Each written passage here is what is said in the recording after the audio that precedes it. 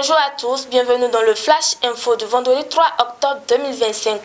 Politique pour commencer, le 1er octobre 2025, l'honorable Kamel Ouassangari a lancé à Cotonou son ouvrage Renaître ensemble, un manifeste politique de 430 pages visant la transformation du Bénin.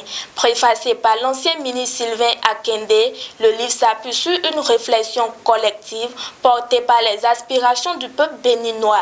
L'événement a rassemblé de nombreuses figures politiques et intellectuelles, soulignant l'importance du dialogue démocratique. À travers ce livre, Ouassangari amorce un projet politique inclusif pour un Bénin plus prospère et démocratique. Toujours en politique, en prélude à l'investiture du duo présidentiel Wada-Intalata, prévu le 4 octobre 2025 à Parakou, une prière musulmane a été organisée le 2 octobre par Ibrahim Farah et ses partisans pour invoquer les bénédictions d'Allah. L'événement a rassemblé de nombreux fidèles et jeunes leaders de la 8e circonscription, marquant un fort soutien populaire. Des figures politiques comme Adam Chabi Boukor ont salué l'initiative, appelant la jeunesse à soutenir massivement le duo candidat.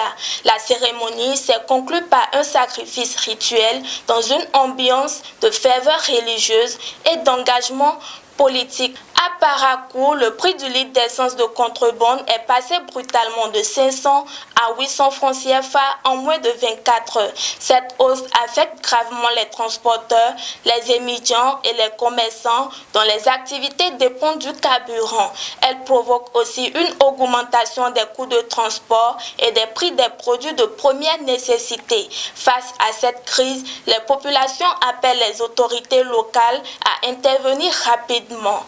Restons toujours à Parakou pour dire que le pont reliant Pérou-Guéra à Albarika est inutilisable depuis des années, rendant les déplacements périlleux, surtout après les fortes pluies. La récente inondation a empêché de nombreux élèves et travailleurs de rejoindre leur lieu d'activité. Traverser cette zone nécessite désormais vigilance et compétences en natation à cause du fort courant d'eau. Cette situation relance le débat sur la dégradation des infrastructures de franchissement dans plusieurs quartiers de la ville. Hors des frontières béninoises, le gouvernement nigérian imposera dès janvier 2026 un impôt obligatoire à toute personne générant un revenu, y compris les prostituées.